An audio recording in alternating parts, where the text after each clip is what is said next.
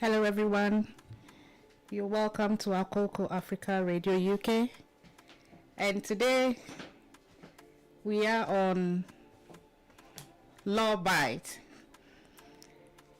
This is a new show we are bringing on to Akoko, and we aim to talk about law, give you the most updated on the various divisions in law. Today we are very lucky to have a lawyer from Ghana coming on the show. Before I introduce him, let's take a break from our sponsors, and I'll introduce him to the show. Okay. Hey there, fabulous folks. Are you ready to take your locks to new heights of beauty and vitality? Then listen up, because Tiny Hands Locks is here to make your hair dreams a reality. Located at the heart of natural beauty, Tiny Hands Locks isn't just a salon, it's a sanctuary where your locks are pampered and celebrated.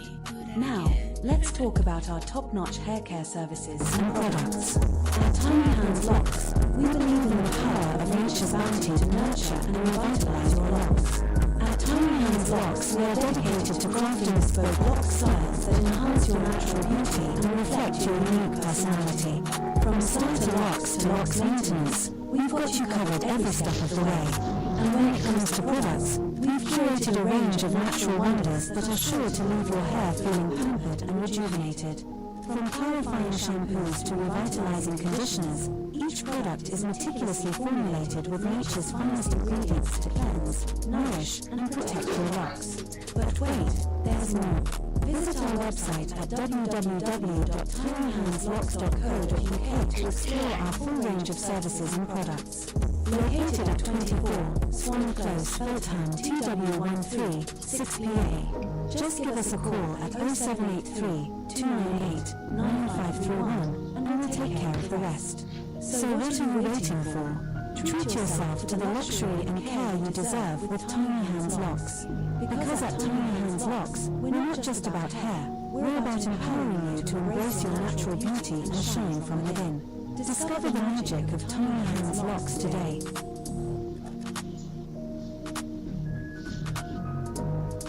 Hey there, fabulous folks. Are you ready to take your locks to new heights of beauty and vitality? Then listen up, because Tiny Hands Locks is here to make your hair dreams a reality. Located at the heart of natural beauty, Tiny Hands Locks isn't just a salon, it's a sanctuary where your locks are pampered and celebrated. Now, let's talk about our top-notch hair care services and products. At Tiny Hands Locks, we believe in the power of nature's bounty to nurture and revitalize your locks. At Tiny Hands Locks, we are dedicated to crafting bespoke lock styles that enhance your natural beauty and reflect your unique personality. From starter locks to locks maintenance, we've got you covered every step of the way. And when it comes to products, we've curated a range of natural wonders that are sure to leave your hair feeling pampered and rejuvenated. From clarifying shampoos to revitalize. When it comes to balloons and balloon decoration for a baby Christmas, for a silver floral, You Smile is the place to be. For your wedding setup, your beautiful wedding setup, backdrops, and everything when it comes to planning, coordinated, and delivery, You Smile is the best. For your indoor programs, for executive programs, for corporate events, You Smile is the place to be. Call on us, and we shall give you the best of services. Our telephone numbers are 0242571571 and also 0243639381. Our social media handles are IG You Smile Events, on Facebook You Smile Events, and also on TikTok You Smile Events. Come and let's do business, and you'll not regret it. You Smile. Satisfaction is our hallmark. Make sure we deliver. Our day is always on point.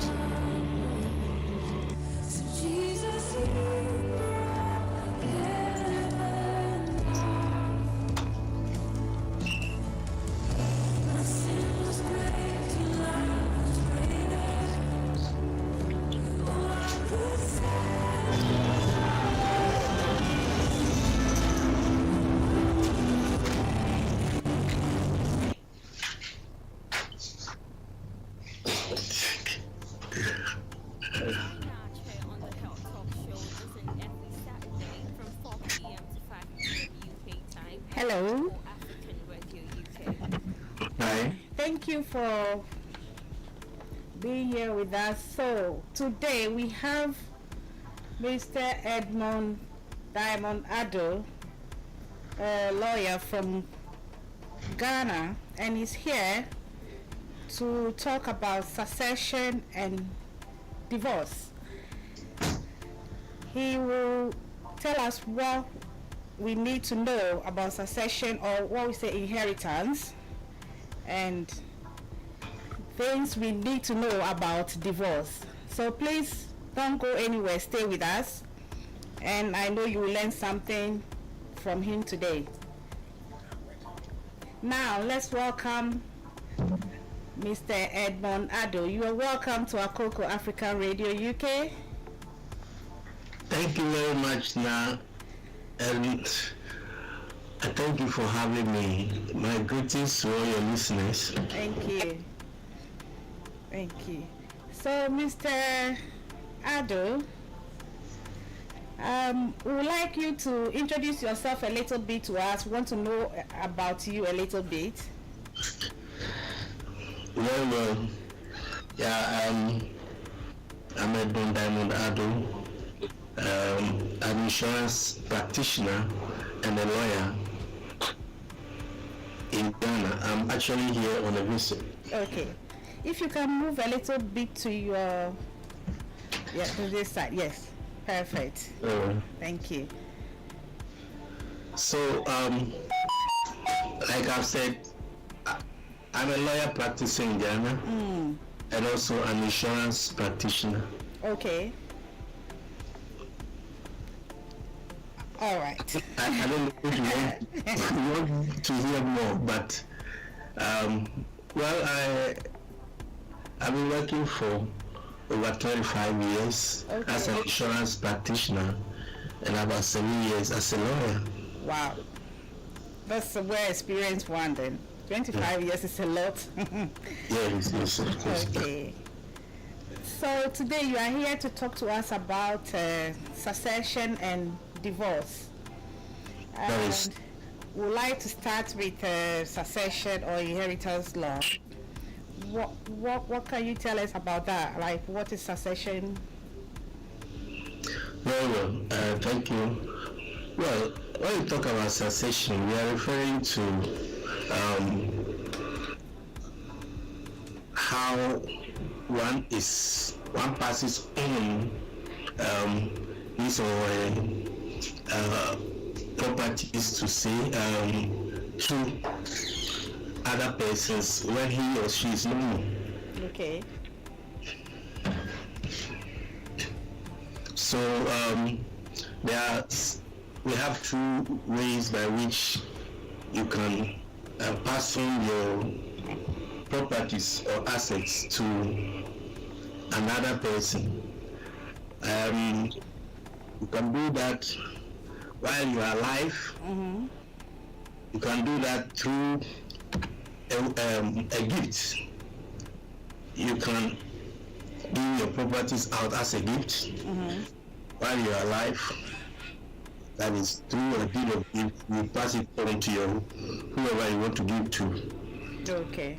Another way is for the person to take it over or inherit it while you are not alive, or in case you are no more. That you make a will. You do that through a will. So it's either you are formally passing the thing on to somebody. It can be your child, your spouse, or any other person through a will. That is, the person takes it over when you are no more alive. Or while you are alive, you pass it on through a gift, by a deed of gift. Okay. That is where you yourself have done that. The other way is where you die without a will, where we refer to as die intestate. Okay. And that one, the state will step in to distribute your property through what we call the interstate succession law. Succession law. Okay. Yeah. So either you want to do that yourself, pass on your properties to whoever you love or you wish by making a will. And if you fail to do that, then the interstate succession will do that for you. For you, okay. All right. So, Mr. Addo, who can make a will? Can anyone, just anyone, make a will? That is so. In fact,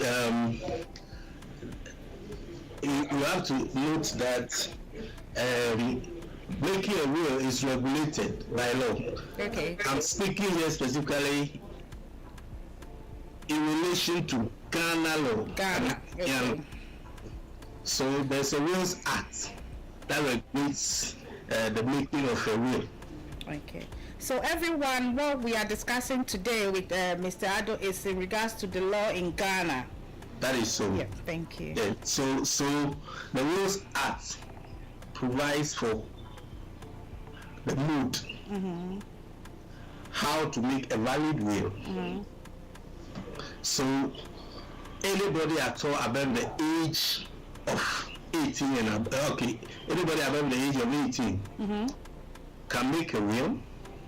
The will must be in writing, and also the person making the will, in this case, the testator, the person we refer to as a testator, it must be of sound mind to be able to make the will. At the time of making the will, it must be of age and of sound mind. Okay. All right. So from age 18 and above, you can make a will. That is so. If you want to. And what is a valid will? How would you know that this is a will? This will is valid? That is a good question. So as I've said, if the will is not valid, it can be challenged by anybody. So you must comply with the provisions of the Wills Act. Okay. That is Act 360 of 1971. So the Wills Act provides the form in which the will must take. So you don't just sit down and write your will anyhow. It must follow a certain format. Okay. For instance, the signature, where the signature must be, what must be contained in the will. Of course, the will provides that, the Act provides that, for instance, you must have, the will must be signed by the testator in the presence of at least 2 witnesses at the same time. So when you are done with writing the will, maybe through a lawyer, to execute the will, signing the will, you must have 2 persons who are going to serve as your witnesses, and they must be present at the same time. Okay, so two witnesses, including the lawyer, or one person with the lawyer? Yes, no, 2 persons who are going to act as witnesses. Okay. Must be present at the same time to witness your signing of the will. Okay. To witness that the will is really your will. So they are witnessing you signing your will. Okay. And the emphasis is that the 2 persons, the 2 witnesses must be present at the same time. You don't call in one to come sign, goes, another one comes. No, the 2 persons must be present at the same time. All right. Okay. If that is not done, the will can be considered invalid. Invalid. Okay.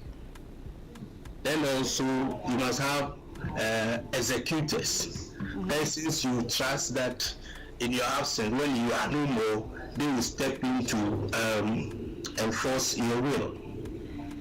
Okay. Your executors. So the executors, are they, what should I say? Can someone who is benefiting from the will be an executor? Yes, exactly. You can have somebody who is benefiting, maybe your spouse or your child. It's a beneficiary, but also can be an executor of your will. Okay. But if you want to avoid, even sometimes people want to make a will in secret. not want anybody to know that even they have a will. Mm-hmm. So you may want to use somebody who is a third party. I mean, a friend or a lawyer, somebody you can trust, a colleague in your office or something. Okay. But the emphasis is that a beneficiary can also be an executor. Okay. So who can benefit from the will? If you're making a will, who can benefit from it? Yes. Anybody at all you want to will your property to, you are free to. But note, you cannot, if you are married and you have a spouse, the law requires that you make a reasonable provision for her. Okay. So you cannot decide that you will not include your spouse as beneficiary to your estate. That if you do that, your spouse can challenge the will. Then also, if your children are not automatically supposed to be beneficiary, especially if the child is of age, you can decide that you are not including that child in the will. But if the child is a minor, that is under 18, you cannot do that. If you do that, somebody can challenge. You can go to court and ask the court to vary the will. Then the court will make reasonable provision for the child who is under age. Or the child can be above 18, that's obtain majority, but may have some challenges, maybe has some health issues, and for that matter cannot live on his own or cannot work to take care of himself, then that one you are required to make reasonable provision for that child. Okay. So in essence, you can will to anybody at all, but you cannot exclude your spouse, you cannot exclude your children under your minor children, or a child who is incapacitated and will need to be supported financially. So you will have to make reasonable provision for such a child. Okay. So from what you are saying, that was going to be my next question. If you cannot exclude your spouse, because I know there are some people, they'll be like, no, my wife is not good to me, so I'm not going to include her in my will. You cannot. Under Article 22 of Ghana's Constitution, and even in the Wills Act, there is no way you can disinherit your spouse.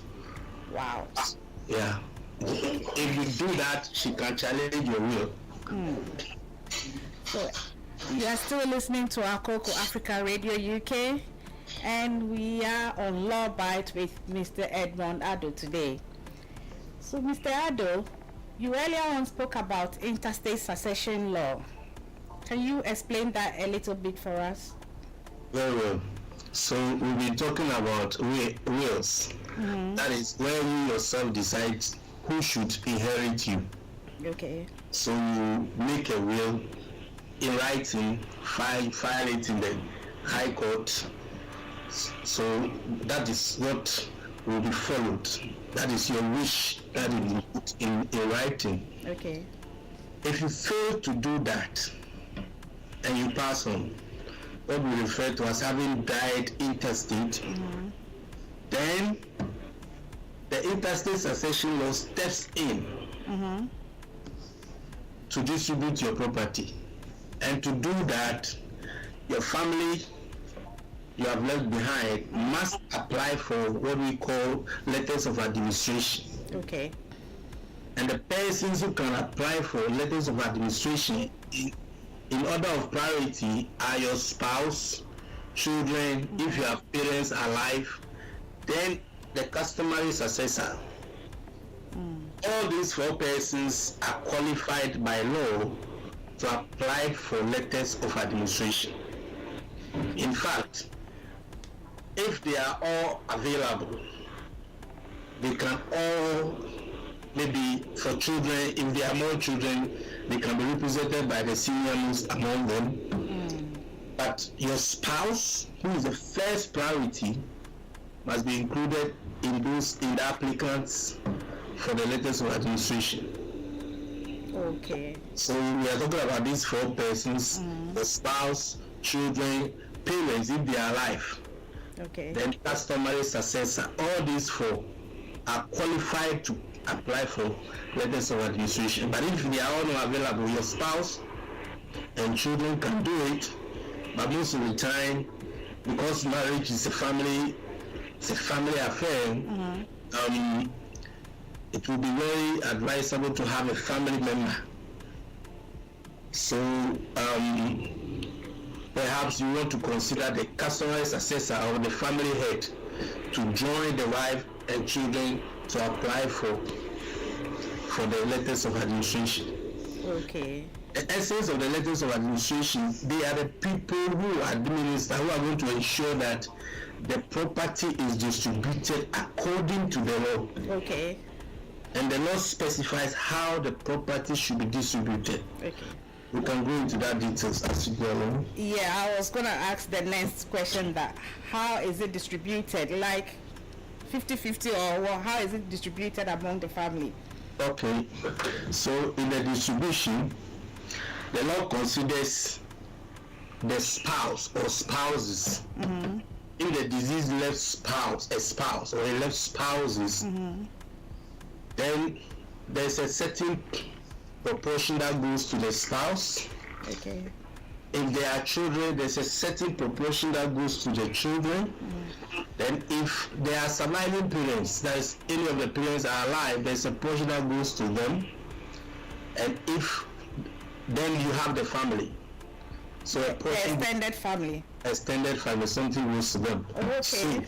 So I'll use specifics. The law prescribes that in sharing the property, you divide it into 16 parts. But before that, let's build this. If the deceased had only one house, with the household chattels, maybe furniture, one car, and all those things, that goes to the spouse and children. If there's only one house and the household chattels, it goes to the spouse and children. But if there are additional properties, like more than a house, then that is what to be distributed. Okay. So what we call the residue is what to be distributed. So if you have one house, that goes to your wife, that's your spouse, and children. It is the residue that will be distributed according to the proportions I've mentioned. So 16 divided into 16. The spouse will be entitled to 3/16. So, for instance, if you have one orange, you divide the orange into 16 equal parts. You give 3. That's 3/16 to the spouse. Okay. If there's more than one wife, they will share the 3/16. Then the children will have 9/16. Okay. If there is one child, he will take all the 9/16. And when I say children, I mean children, whether they come from one mother or not. Yes. So then the parents, if they are surviving parents, it could be both parents or even one parent, that parent will be entitled to 2/16. 2/16, that is 1/8. Okay. Then the family or customary successor, in this case the family, we also have we have 2/16.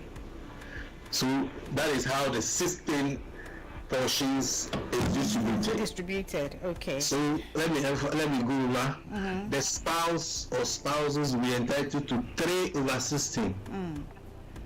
The children will be entitled to 9/16. If they are surviving parents, they will be entitled to 2/16. And the family gets 2/16. If there is no surviving parents, then the 4/16 goes to the family. Okay. So that is very clear. When you were talking about spouses, so let's say you have the man has a child with another woman, but not really married to. Yes. Is married to. So what happened to that woman? I know the child will benefit because you said all the children, whether they are from the same mom or not. But what about the other woman? The other woman, if she's not married to the man, there is nothing for her. Okay.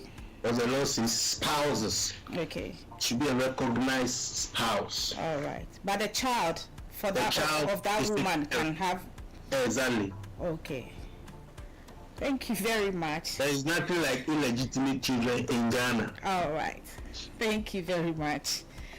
We are still here on Akoko Africa Radio UK, and we are on Law Bytes. This is getting very interesting.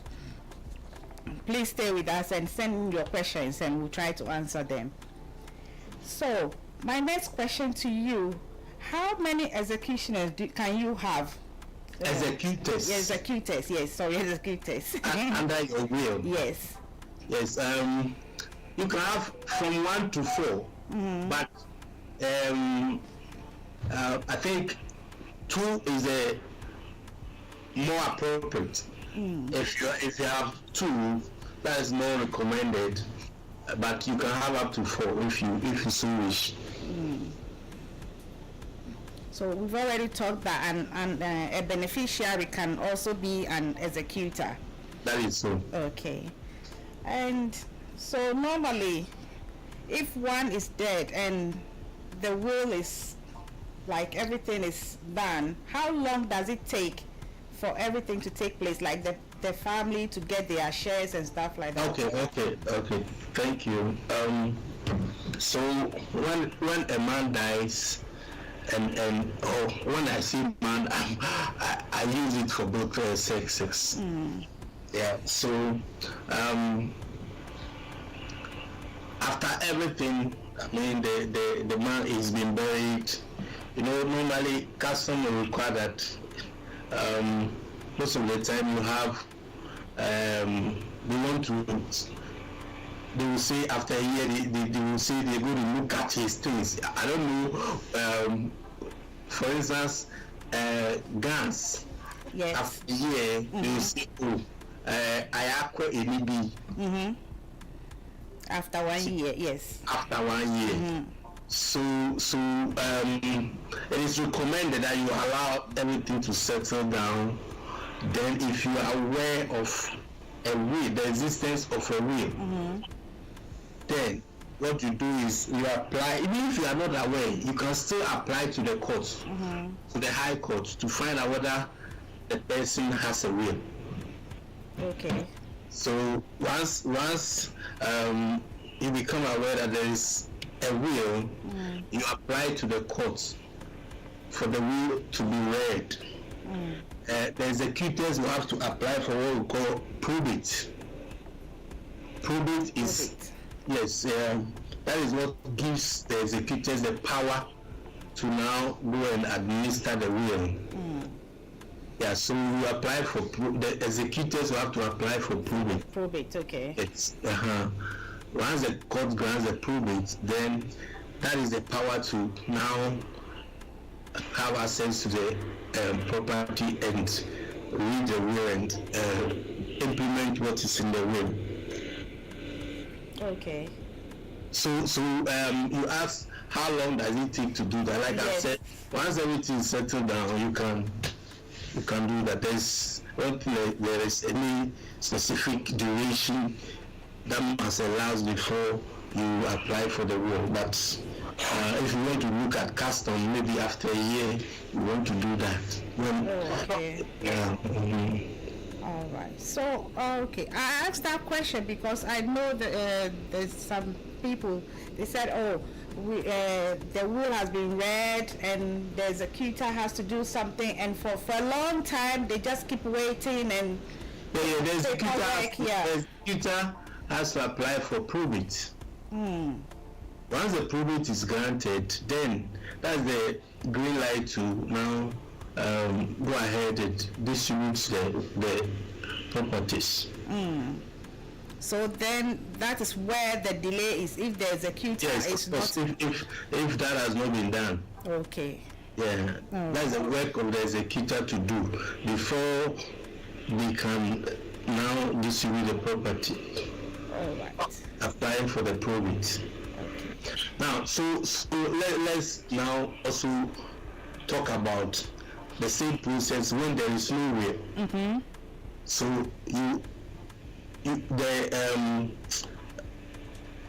the family, specifically the spouse, children, parents, customers, assessor that I've mentioned, they are qualified to apply for letters of administration. Okay. In actual fact, they must do that and be granted the letters of administration before they can touch any property. If you don't have letters of administration giving you the authority or power to administer the property of a disease, it is a criminal offense, which we refer to as intermeddling. So you first need the letters of administration before you can have anything to do with the property of a disease. Okay. All right. So what is the role of the administrators? Okay, so the administrators, just like the probate in the case of a will, administrators are to ensure that the properties are distributed to the beneficiaries in accordance with PNDC law 111. Okay. So the administrators, whether they are the spouse, the children, parent or customer assessor, they must follow the law to distribute the property, and I've indicated how it's supposed to be distributed. Okay. If it is one house, it goes to the spouse and the children. If it is only one house, but where there are more than one, the rest, what is left, is supposed to be distributed in accordance with the law, as I've already indicated. 3 to the spouse, 3 of assisting to the spouse, 9 to the children, then 2 To the parents. So that is how it will be distributed by the administrators. Okay. Yeah. All right. So all this we are discussing is when everything goes well. What Yeah. happens when someone says, no, I don't agree to this will? Yes, that's why I've said that the will must be valid.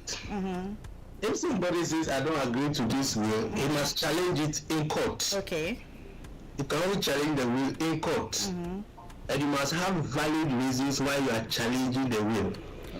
Why do you think the will, why are you saying you don't agree to the will? Don't forget that the will has been made by the person who owns the property. You cannot will a property that is not yours. You have to take note of that. So unless if the person is challenging the will, he must have reasons. Maybe he feels that the property that is being given to Mr. A is not for the testator. So he can challenge it on that basis. But you cannot challenge why he has given the will to Mr. B. If you are a child, maybe you are a child, you have not been given anything, or you feel that you should be given a particular property you have not been given, you cannot challenge it unless you can say the will is invalid. And you can challenge the will if you have reason to believe that at the time it was made, the testator or the person making the will was not of sound mind. Okay. Or the will was made by fraud, by fraudulent means, or you want to say that it was made under duress or undue influence. Okay. So that's the only time there is no way you can challenge the will. Okay. And how soon can, like, let's say somebody makes a will today and dies tomorrow, the will be valid, isn't it? Or do you have a number of time before? No. If you make a will today, you die tomorrow. If at the time of making the will you were sound, of sound mind, and of age, the will is valid. Okay.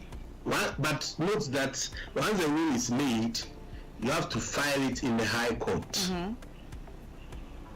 If you do not file it in the High Court, anybody who comes by the will or becomes aware of the existence of the will must pick it and go and file it at the High Court within 14 days.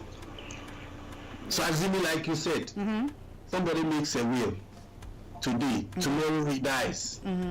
The will, the family or whoever have access to the will must go and file the will in court within 14 days. So that the executors can now start the process. When it is due, they can now apply for probate, they read the will and all those. Yeah. All right. So we've learned that an executor can be a beneficiary. Yes. But can they be a witness as well? An executor? Yes. Do you mean the executor be a witness? Yes. No. Okay. No. The executor should not be a witness. Okay. Yeah. In actual fact, yes, the executor, witnesses can be anybody at all. But it is recommended that a witness should not be a beneficiary.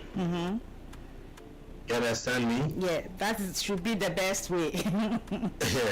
The witnesses should not be beneficiaries to the will. In fact, you don't want even the content of the will to be disclosed to somebody who is going to, you understand? Yes. So, yeah. So the witnesses should not be beneficiaries, which means that the executor should not be a witness to. Okay. Yeah. All right. Thank you very much. We will be taking a commercial break from our sponsors, and then we'll come back and continue. Thank you so much, Mr. Edumund. Thank you too. Hey there, fabulous folks. Are you ready to take your locks to new heights of beauty and vitality? Then listen up, because Tiny Hands Locks is here to make your hair into reality. Located at the heart of natural beauty, Tiny Hands Locks isn't just a salon, it's a sanctuary where your locks are pampered and celebrated. Now, let's talk about our top-notch hair care services and products. At Tiny Hands Locks, we believe in the power of nature's bounty to nurture and revitalize your locks. At Tiny Hands Locks, we are dedicated to crafting bespoke lock styles that enhance your natural beauty and reflect your unique personality. From starter locks to locks maintenance, we've got you covered every step of the way. And when it comes to products, we've curated a range of natural wonders that are sure to leave your hair feeling pampered and rejuvenated. From clarifying shampoos to revitalizing conditioners, each product is meticulously formulated with nature's finest ingredients to cleanse, nourish, and protect your locks. But wait, there's more. Visit our website at www.tinyhandslocks.co.uk to explore our full range of services and products. Located at 24 Swan Close, Feltham, TW13 6PA. Just give us a call at 0783 298 9531 and we'll take care of the rest. So what are you waiting for? Treat yourself to the luxury and care you deserve with Tiny Hands Locks. Because at Tiny Hands Locks, we're not just about hair, we're about empowering you to embrace your natural beauty and shine from within. Discover the magic of Tiny Hands Locks today. When it comes to balloons and balloons decoration for your baby Christian, for your ceiling floral, You Smile is the place to be. For your wedding setup, your beautiful wedding setup, backdrops, and everything when it comes to planning, coordinating, and delivery, You Smile is the best. For your indoor programs, for executive programs, for corporate events, You Smile is a place to be. Call on us and we shall give you the best of services. Our telephone numbers are 0242571571 and also 0243639381. Our social media handles are IG Usmal Events, on Facebook Usmal Events, and also on TikTok Usmal Events. Come and let's do business, and you'll never regret it. Usmal, satisfaction is our hallmark. We make sure we deliver, and our delivery is always on point.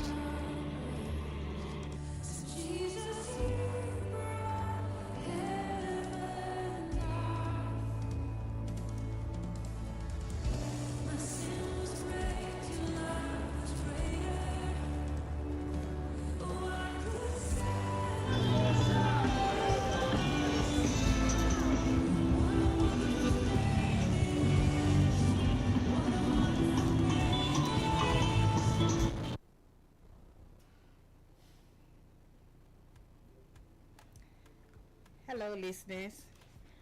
We are still here on Akoko Africa Radio UK. We are on Law Bytes with lawyer Edumund Addo. We've been talking about succession or inheritance. He's told us so much already. If you missed some of this, you can always go on YouTube or our website to listen to it, and you can keep sending your questions. I have a few questions here for him, and after that we'll move on to divorce. Hello, Mr. Addo. Hi. Hi. So somebody was asking, can a family member be cut out of a will? Okay. If you say a family member, I guess you are referring to somebody in the extended family. Okay, the person didn't specify, but let's Okay. say extended family or maybe a child. Yes, so I've said earlier that once the child is of age, it's not a minor, 18 and above, you don't necessarily have to will anything to that child. Okay. You can decide not to will anything to that child. It's only your spouse, and if you have aged parents, you have to make reasonable provision for them. Then a child who is challenged, maybe is unable to fend for himself, whether he's of age or not, and you have to make provision for that child. Aside that, you are entitled to will your properties to anybody. Okay. Thank you. DJ Kobe said, why do family argue over wills? Obviously, like I've said, if somebody has reason to believe that the will is invalid, maybe they suspect foul play, then he or she can challenge it. Okay. But the point is, arguing over the will doesn't mean anything. If you cannot challenge it in court to make it invalid, it stands. Okay. And the executors must ensure that it is implemented. All right. Okay. Thank you very much. Would you like something else to say about succession before we move on to divorce? Mr. Addo, is there anything else you would like to tell about succession before we move on to divorce? Okay, so what I want to say in conclusion is that, like I've said, people feel that when you make a will, then it means you are expecting death. So a lot of people will shy away from making a will. But it is recommended that everybody should have a will. If you fail to do that, the state will distribute your property for you, and that is where there can be conflict. You understand? So once you make a will, it doesn't mean that you are going to die. It doesn't mean you are going to die. Of course, once you take care of yourself, God is the one who is a giver of life. So you don't have to fear making a will. In fact, it makes you make sure that your back is covered. There is peace when you have left. People don't fight because of something you have struggled to achieve. So you want to make sure that you distribute it amongst your children, your spouse, what you have to give to her, whatever, and do that through your will. Okay. You don't allow other people to come and fight over your will because over your properties because you have no will. So it is recommended that everybody should try and have a will. People think that getting a will is expensive because lawyers are expensive. Yes, we have to ask, is it expensive? It is not true. Of course, nothing good goes for free. So you have to pay the lawyer for doing that for you. But largely lawyers charge reasonable fees. In fact, if you have a problem making a will because of the fees, just contact me. Okay, but for argument's sake, what is the standard charge for a will? Okay, so in Ghana, lawyers are regulated in terms of the fees we charge. We have what we call the scale of fees, which every lawyer must follow. Okay. So we follow the scale of fees to charge for our services. The last time I checked, I think the minimum for a will is about 4,000 Ghana cedis. Okay. But you can have somebody who will charge you less. Depending. That's the minimum, of course. The lawyer will look at the estate bill that is being willed. When I see the estate, the properties you have that you have willed, can look at that to charge you. That is a reflection of your work. So the lawyer can use that to charge you. But it's limited, it's guided by the scale of fees. So the richer you are, the higher you pay. Of course, that is what it is.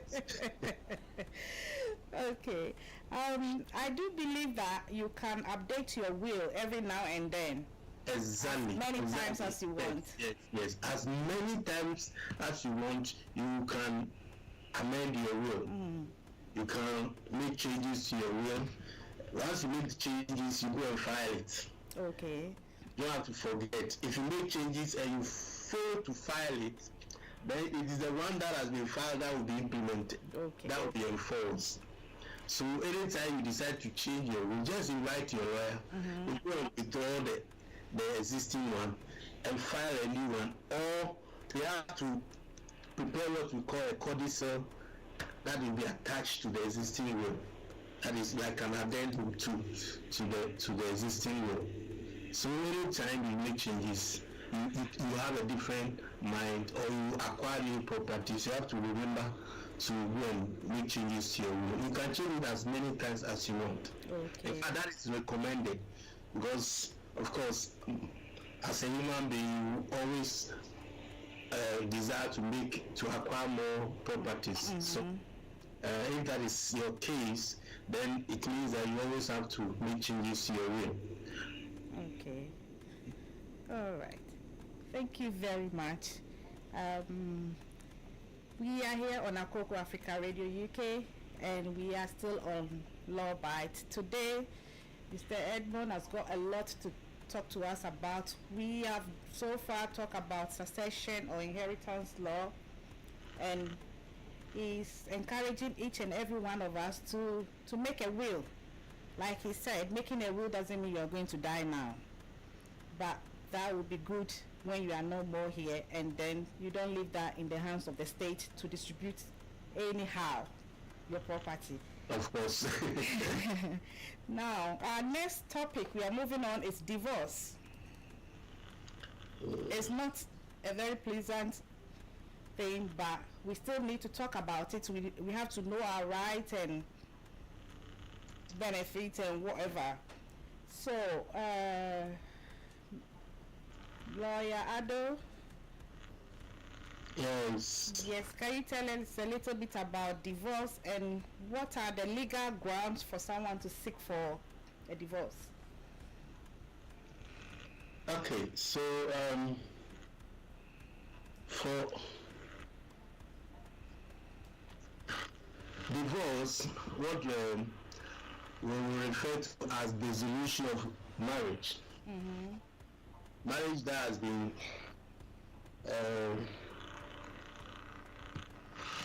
instituted through the ordinance. Mm-hmm. That is the dissolution of such marriages. Okay. Is what we refer to as a divorce. That is, if you marry through the ordinance, the marriage ordinance, what we refer to as a CAP 127 in Ghana, and then you go through the process of this dissolution. That is to end that kind of union between the two parties. And there is a procedure you have to follow to have your marriage dissolved by the court. Okay. If it is a valid marriage, then you have it dissolved through the divorce process. But if it is not a valid marriage, then that one will refer to that as an annulment, where the marriage was not contracted, what we refer to as in the lawful manner, or what the law will recognize as valid marriage. Then that one we refer to that as an annulment. Okay. But generally, where you have a valid marriage and you want it dissolved, then that is what we refer to as the divorce. Okay. And in Ghana, what would you say is a valid marriage? Well, a valid marriage should be a marriage that has been contracted by two consenting adults who are of age. Mm-hmm. They must be of age and of sound mind. For instance, if the legal age for marriage is 18 years and above. So if you contract a marriage and one of the parties is below the age of 18, then that one can be considered invalid. Okay. If the parties marrying are also not recognized or the law forbids, then that one to be invalid. For instance, you cannot marry your sister. You cannot marry your sister. Yes. So that will not be recognized. Okay. If for instance the marriage was celebrated by a minister who is not certified, doesn't have a license to officiate a marriage, that one to be invalid. Okay. If the place of the celebration of the marriage is also not certified, the marriage to be invalid. So these are the things that will disqualify or make the marriage an invalid one. Okay. And aside that, once the parties are of age and they are consenting individuals, you can have a valid marriage. Okay. So in Ghana, like we have this church wedding, Yes. the court one, and then the traditional marriage, like the one we call engagement. When you are just engaged to someone, most people live like that. Do you need a divorce, or you can just go your different ways? Okay, so the law recognizes 3 marriages in Ghana. We have the ordinance marriage, what you are referring to as the church marriage. That is the ordinance marriage. That is one man, one wife. Yes. Then we have the customary marriage. That one is a polygamous marriage. So the man can marry more than one, which is recognized or accepted by the law. Okay. It's a customary marriage. Then we have the Mohammedan ordinance or Mohammedan marriage under the Mohammedans. So these 3 marriages are recognized by our law. So if you contract any of these marriages, it is a valid marriage that is recognized. Okay. You can get the marriage dissolved using the same if it is the ordinance, you go under the divorce procedures, or you have to go to the divorce procedure in a court to dissolve your marriage. If you marry traditionally or go to the customary marriage, what we refer to as the engagement, and the marriage is not registered. Okay. Once you have not registered a marriage, then you go to the same traditional way to dissolve it. Okay. Understand me? Then go to the same traditional way to dissolve it. You say you send your drinks back or whatever. But that is how the customary marriage is dissolved. And you can decide to go to court because that marriage is also recognized. If you have some reason why you want the court to look at it and maybe there are properties to be distributed, child custody and all this, you can still go to court. Okay. Thank you very much. So what are the legal grounds can one request for divorce? Okay, so there's only one ground. You must be able to prove to the courts that the marriage is broken down beyond reconciliation. Okay. That's one ground. You must satisfy that condition. That the marriage is broken down beyond reconciliation. And you must prove that. And the court has specific other grounds that will fall under this omnibus ground of establishing that the marriage is broken down beyond reconciliation. Okay. So, first of all, you can go on the grounds that one party has committed adultery. That is the first ground, and that on that basis, it is intolerable for you to continue to live with that person. Okay. You cannot continue to live with that person because of the divorce. So if you have that, you can go to court to have the court dissolve your marriage on that ground of adultery. Okay. Yeah.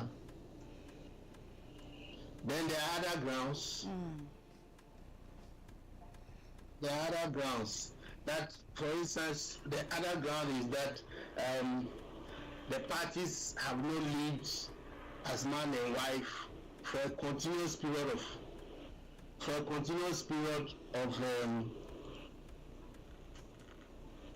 5 years before you apply for divorce. Okay. If the man and the wife, you have not lived together as man and wife for a continuous period of 5 years, you can go on that ground also. You can also go on the ground that the man and the wife have not lived for a continuous period of 2 years. That is under desertion. That is the fact that one party has deserted the other party for a continuous period of 2 years. For instance, you are living with the man in the same house. He doesn't mind you. You are sleeping in different rooms for 2 years continuously. You can go on that ground. Okay. Yes. Then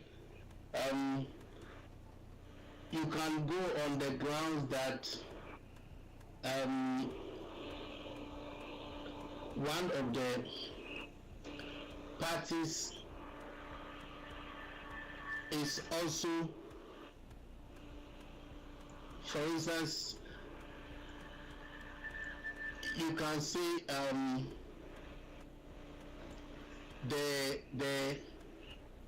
you have to establish the fact that one party has been unreasonable. Okay. And for that, because of that behavior, you are unable to live with that person because of his behavior. Okay. So you go on that, and you have to establish that. But like I've said, adultery is the first ground. Secondly, you can go on the fact that the man has deserted, or you have not been able to live as a man and wife continuously for 2 years on the basis of desertion. Okay. And for 5 years, you have not lived as man and wife. For instance, one is living in UK, the other is in Ghana. Yeah, I was going to ask that question. 5 years. One person is living in the UK and the other one is in Ghana, can you have a divorce based on that? If for 5 years you have not lived as man and wife, you can go on that basis. Okay. But of course, you must prove. If one is in UK, one is in Ghana, you've been calling each other. The man has been sending money, or the woman has been sending money. I mean, that one you are living as man and wife. Okay. Okay, I understand that. Okay. Then you can also go on the fact that one party has behaved in such a manner that it cannot be expected that the other party can reasonably live with that person because of the way that person has behaved. I've mentioned that. Yes. Then I've mentioned the fact of desertion. That's for 2 continuous years. One party has deserted the other. Then the fact that for more than 5 years the parties have not lived together as man and wife. Then also you must establish or prove to the court that there have been diligent efforts to try and reconcile the two. Okay. You must prove to the court that you've taken steps to ensure that you reconcile whatever differences you have, and it has not worked. All right. So once you're able to prove that, then the court is satisfied, then the marriage can be dissolved. Okay. But the issues after are more germane, are the issues that really becomes a matter of concern for most married couples during dissolution of the marriage. Issues of custody of children and distribution of property. Okay. You understand? And I must also mention that you cannot apply for divorce within the first 2 years of your marriage. Oh, okay. Yes, there are only 2 conditions that you need to, that under which you can be granted divorce within the first 2 years. Okay, which other? That is, if you can establish that you are suffering substantial hardship.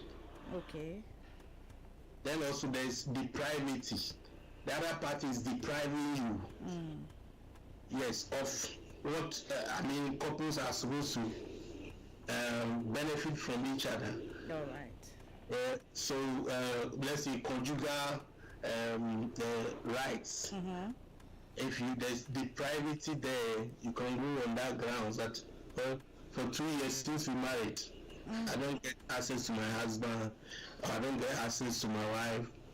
If you can establish that, that can be considered by the court that within 2 years they can grant you divorce, or your marriage can be dissolved. Other than that, you cannot present a divorce petition within the first 2 years. Okay, I see.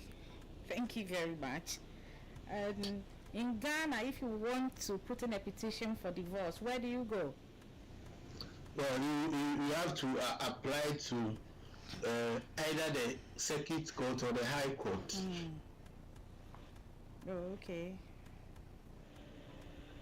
And we've already talked about like conditions that needs to be met to be able to file a divorce. That is, yeah. You have to be able to establish. You have to be able to establish that. In fact, the court must be able to convince itself that the marriage is broken down beyond reconciliation. And I'm saying that on that ground, you can go on the basis of adultery. You can go on the basis of desertion for continuous 2 years. And go on the basis of desertion, on the basis of having not lived as man and wife for continuous 5 years. You can go on the basis of unreasonable behavior the other party. And you must establish also that diligent efforts have been put in to try to reconcile both parties, and it has not worked. Okay. All right. Thank you. And so in divorce, when there are children, who take custody of the children? Is it the man or the woman? Yes. The court will consider various circumstances depending on each case, the circumstances of each case. Most of the time, if the child is a minor, then likely they look at giving the child to the woman. But it is not what the court looks at keenly is the best interest of the child. Okay. Yes. So, for instance, I handled a case where the child, at the time of the divorce, the child was 9 years. And I, as part of my release, we wanted the court to give the child to the mother. But the child was given to the father. Because they normally they look at various scenarios. It's not in the interest of the child, or the court will not want to separate the children. So in the case I'm talking about, there were 5 children. 5 children. The first is a girl, and they were living with their father. They were all living with their father. The mother left to go and stay with the parents because of what was happening. Okay. So during the divorce, procedures, one of the reliefs that we put in was to have the last born go and live with the mother. The court refused because one of the reasons put up was they didn't want to separate the child from his siblings. Other factors that was considered the fact that if the child was going to go to the woman, it means you have to look for a new school, because where they were living and where the mother is living now, very far. Very far, okay. You have to change the school. So, like I'm saying, you have to look at the scenarios. Okay. Yes, and decide. But in whatever decision, if the child is given to the mother, the father is given reasonable access. So, for instance, the court can say every Friday after school, let the child go to the father's place or go to the mother's place, you return on Sunday or something. So arrangement is made such that both parents have access to the child. The child, okay. Yeah. So let's, for instance, the court has decided that the children should go with the mom, but there's this particular child who prefers to stay with the dad. Yes, of course. If the children are of age, they are above 18, then they can't have a choice. Okay. Decide that they want to be with either the father or the mother. I see. Yeah. Okay. So it's not everything that will be like decided by the court that is definite. No. All right. You are still listening to Akoko African Radio UK, and we are on Law Bytes with Mr. Edumund Addo. We are on divorce now. So after divorce, property, how is the property share among the children? Among the children don't come in here. In terms of property sharing, the properties are for the parents. They are not for the children. Okay.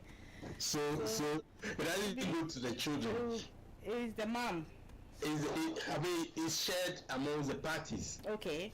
Couples. And the law is that properties acquired during the pendency of the marriage is a joint property. So once you acquire the property during your marriage, that property is for both of you, both parties. All right. Whether one contributed or not, it's considered a joint property. So in joint dissolution, it's supposed to be shared, distributed equitably. Okay. Can be equal, 50-50, or the court will look at every circumstance and make sure that the properties are shared equitably. But what you need to note is that it is a joint property once it's acquired during the marriage. Okay. Yes. So I said children because when let's say it's been divided 50-50, but you have 5 children and they all left with the mom, what happens? The fact that they've left with the man doesn't mean that the mom doesn't mean that. It's not about the children are supposed to be taken care of until they attain majority, until they complete school and they are working. Remember when I spoke about wills, I said that you are not mandated to will anything to a child after 18. After 18. Okay. In actual fact, of course, you will see in Ghana, the practical thing is that, or the real thing is that children under 18 are still schooling. They are not working. So if you want to will and your children are around that, you still know that they cannot fend it for themselves, so you want to take care of them. Okay. And the law is that once they are of majority, you are not obliged to will anything to them. It is your spouse who you are obliged to will something to. You must make reasonable provision for. And if you have surviving parents, but for your children, they are entitled to you taking care of them while they are minors and they are still in school. Okay. But during dissolution, in terms of property distribution, the children are not considered. Okay. All right. So anything that both partners has already acquired before getting married is not shared among them. No. That one is not joint properties. So whoever it belongs to takes it. Keeps it. Okay. All right. Thank you so much. We are still listening to Akoko Africa Radio UK, and we are on divorce. Please keep your questions coming. We are almost done. I'm going to be checking the questions here now to ask Mr. Addo. Mr. Addo, can you please come up a bit? You're going off the camera. Yeah. Yeah, at least they like to see your face. Are you okay? Yes, that's fine. Right. Thank you. So I have a few questions here for you on divorce.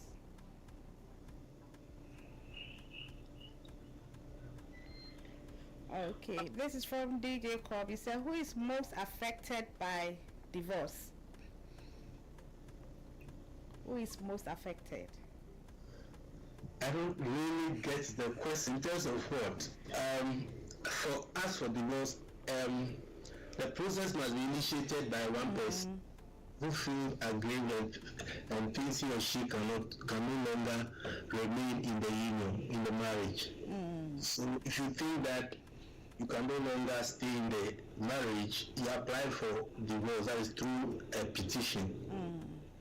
So, but in terms of who is affected, I don't know what the question I want to ask. Okay. Yes, but I don't know if he's referring to property distribution or child custody or whatever. I don't know what his question sought to solicit from me.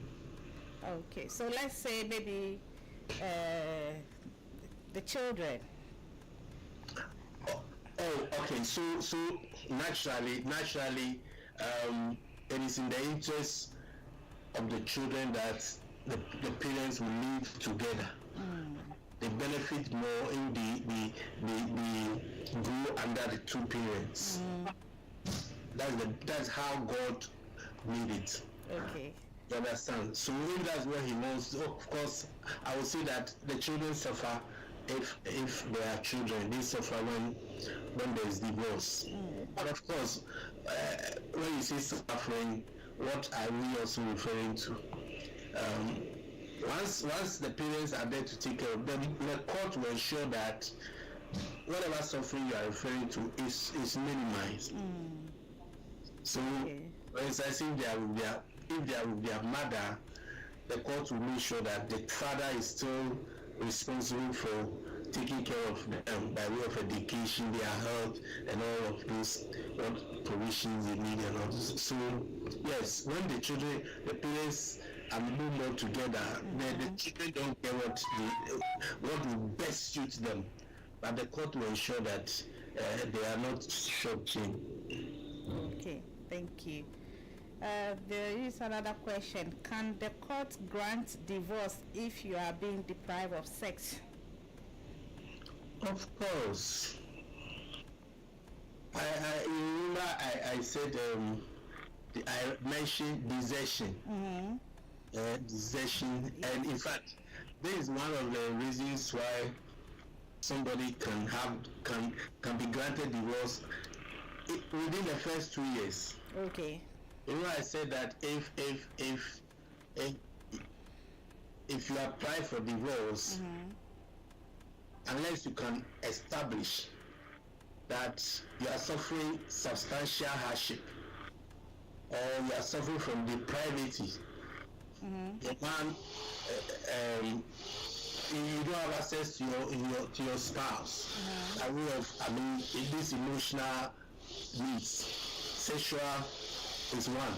Okay. So you can go on that to apply for divorce. So as for sex, you can use it as basis to in actual fact, a marriage can be invalid on the basis of not having been consummated. Okay.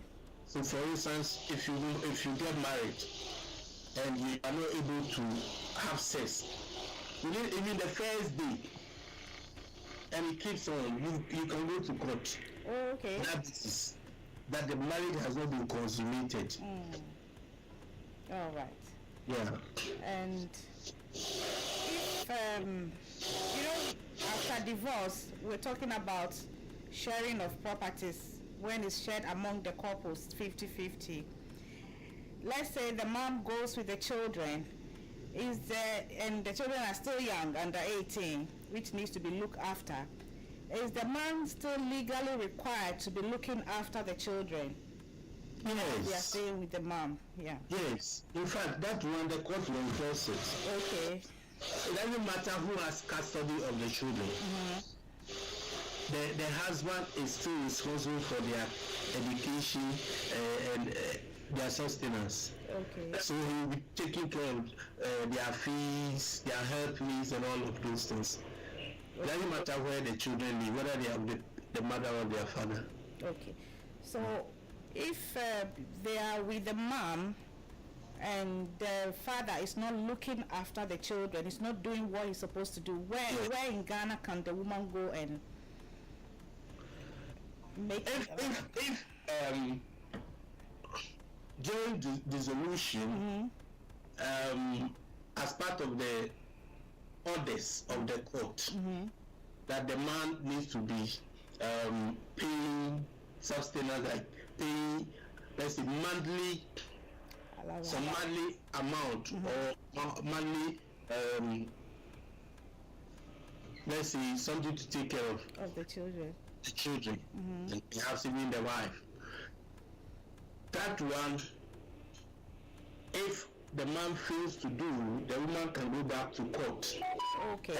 And be forced to that kind of payment. For instance, if he's working and he's not paying, the court can order his employers or his bankers to pay the money to the woman every month. Okay. So he has to go back to the court that give the orders. All right. We also have social welfare that is there to assist people in this situation. You can go to social welfare, and they also can go through follow their procedure to force the man to pay what he's supposed to pay to the woman. Yeah, I was going to say, if maybe there is someone who doesn't have money to go to court or something, is there somewhere they can go to get help? Yes, yes. We have legal aid in Ghana, where the state takes care of the lawyers. Okay. So the state pays for the legal services. So you can go there with any issue you have that requires that you go to court, or you need the services of a lawyer. You get from legal aid. Okay. Yeah. All right. So if you don't have money, you can still get access to legal services, legal aid. All right. It is free. So you have to find where they are and go there. All right. Thank you very much, Mr. Addo. I don't have any more questions here. If there is anything more you would like to say to us about divorce before we bring the show to an end? Okay, so all I would love to say is Bible says God hates divorce. So it is not something that anybody will recommend. As much as possible, try and fix any issues that you're having with your partner.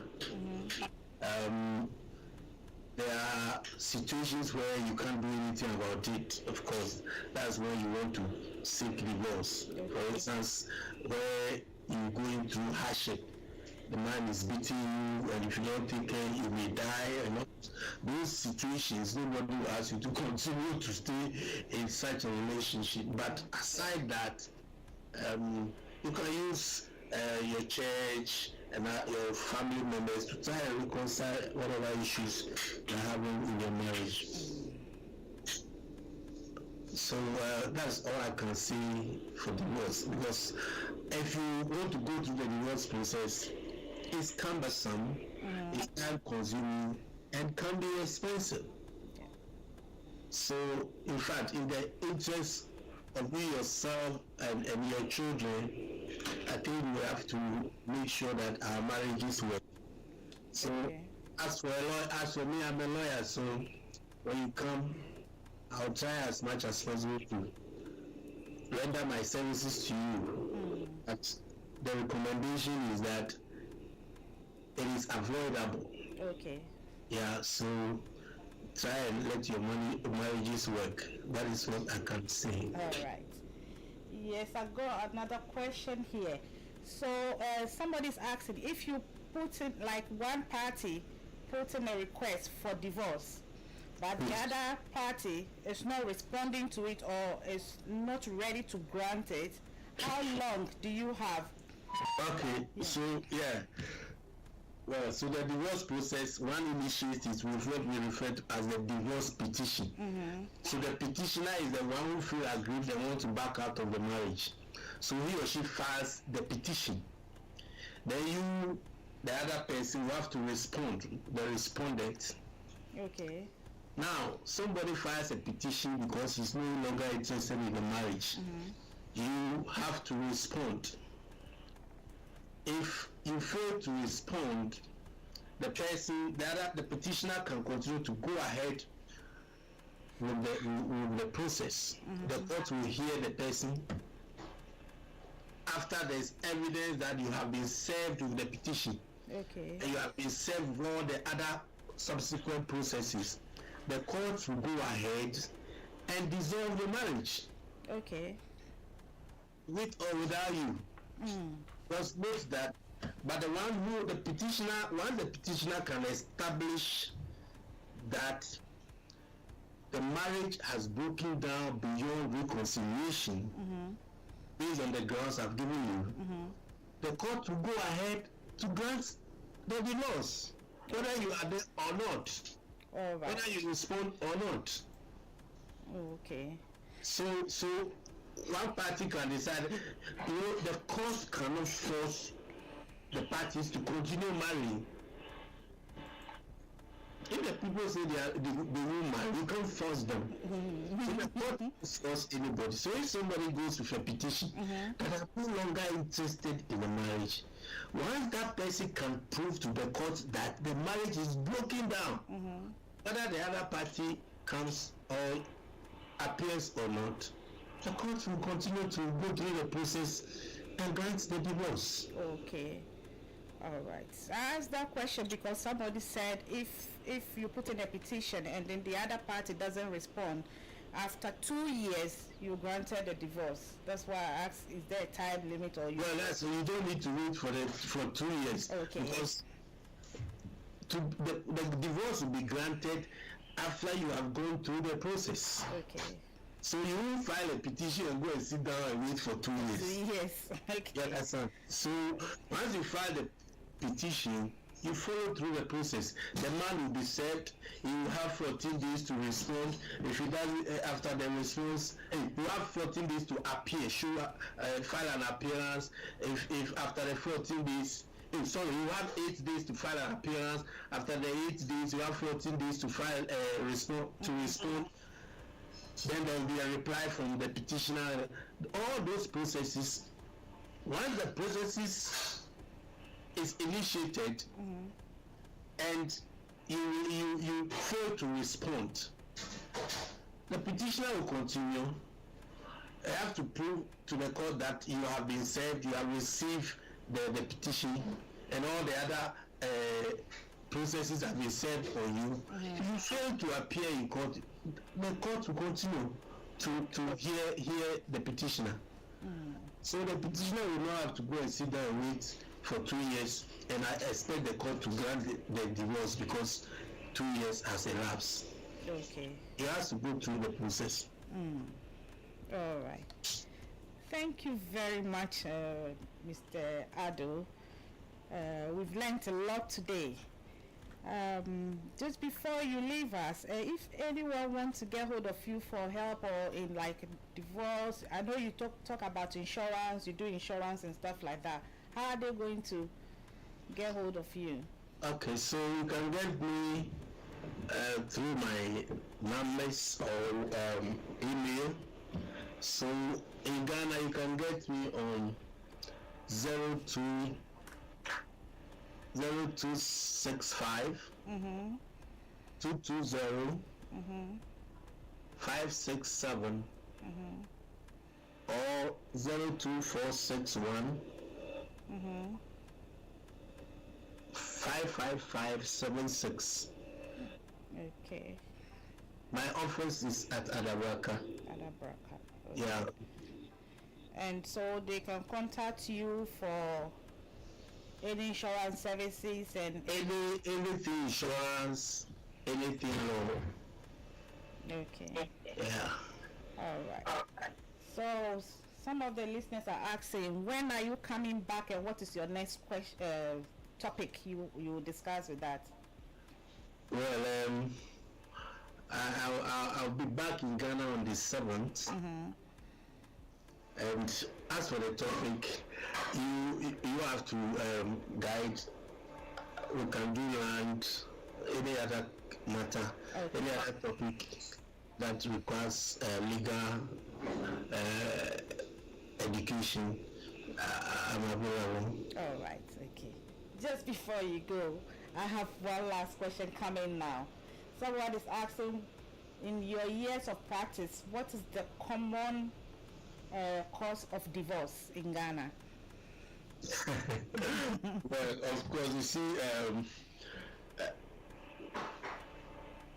adultery runs through.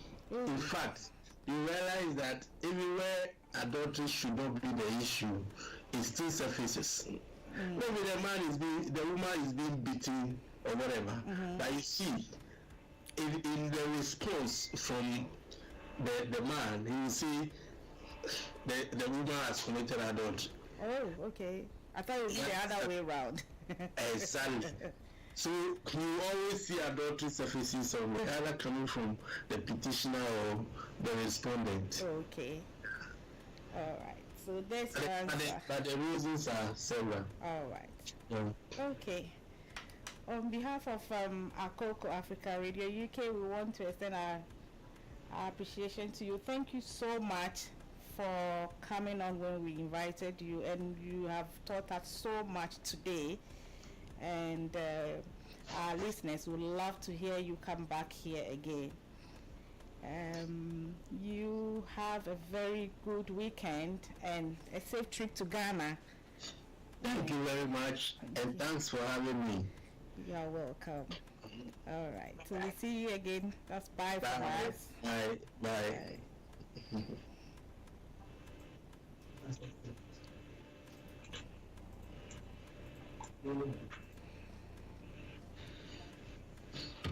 Okay. So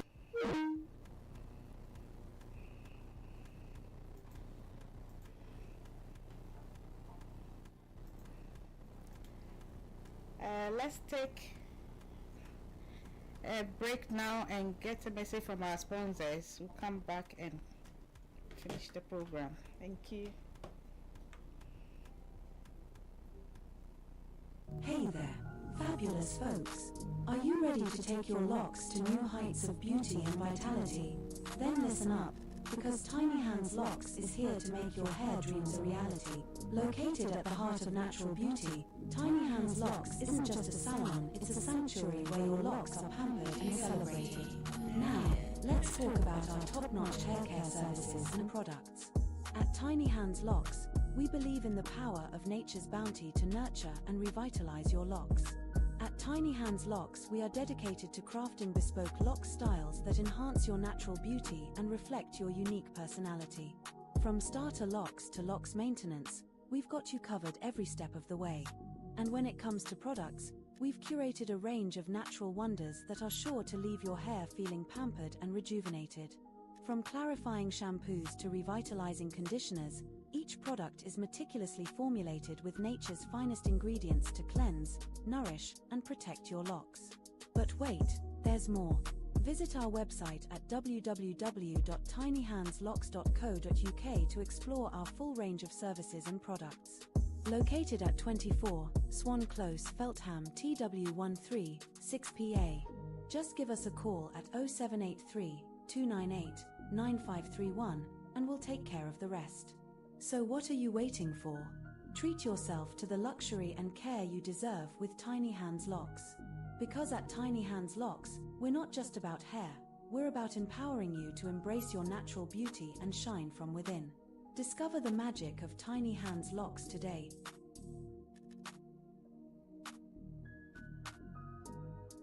Hey there, fabulous folks. Are you ready to take your locks to new heights of beauty and vitality? Then listen up, because Tiny Hands Locks is here. When it comes to balloons and balloons decoration for your baby Christian, for your ceiling floral, You Smile is the place to be. For your wedding setup, your beautiful wedding setup, backdrops, and everything when it comes to planning, coordinating, and delivery, You Smile is the best. For your indoor programs, for executive programs, for corporate events, You Smile is a place to be. Call on us and we shall give you the best of services. Our telephone numbers are 0242571571 and also 0243639381. Our social media handles are IG You Smile Events, on Facebook You Smile Events, and also on TikTok You Smile Events. Come and let's do business, and you never regret it. You Smile. Satisfaction is our hallmark. We'll make sure we deliver, and our delivery is always on point.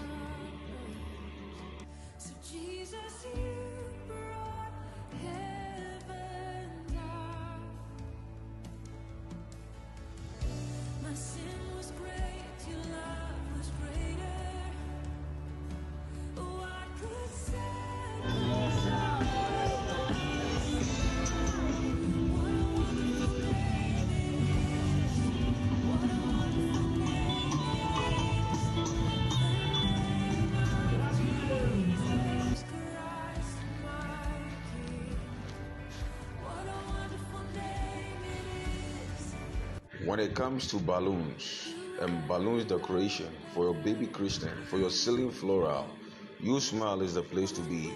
For your wedding setup, your beautiful wedding setup, backdrops, and everything when it comes to planning, coordinating, and delivery.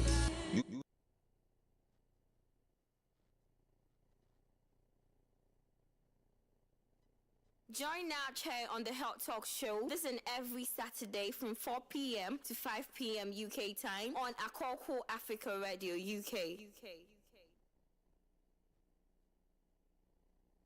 Join Atswei on the Health Talk Show. Listen every Saturday from 4 p.m. to 5 p.m. UK time on Akoko African Radio UK. Health Talk Show with Atswei. Your health, our priority. African Radio UK.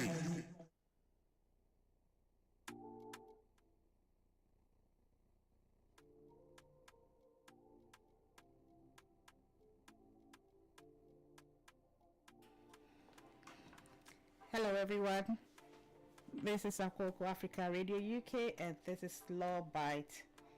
We've just finished having a conversation with Mr. Edumund Addo.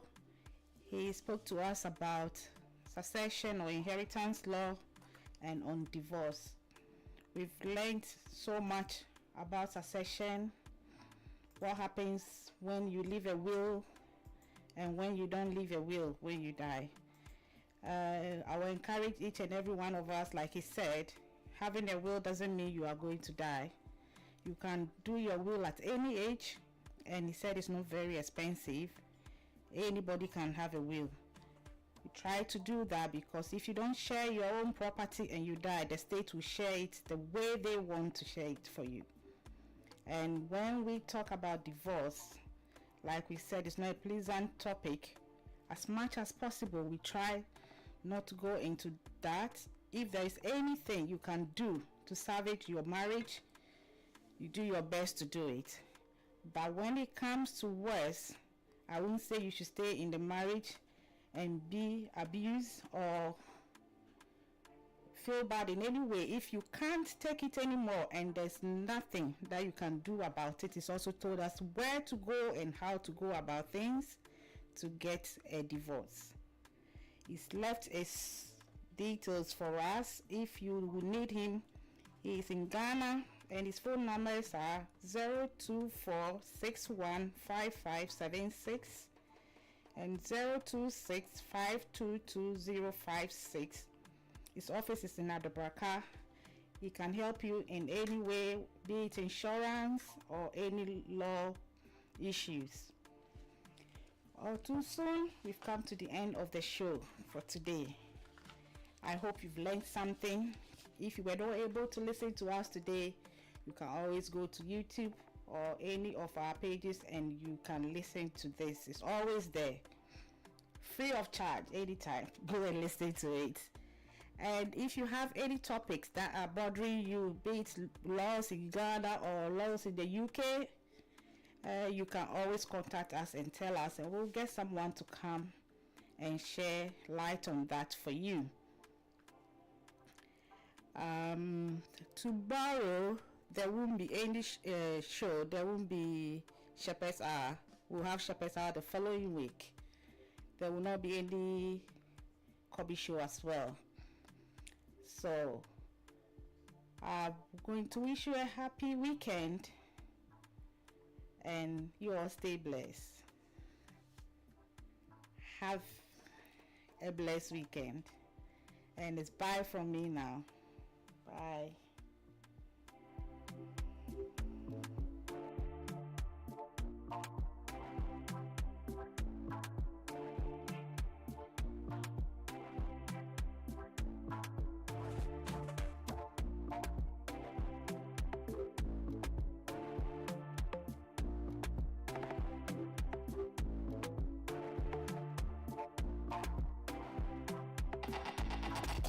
African Radio UK.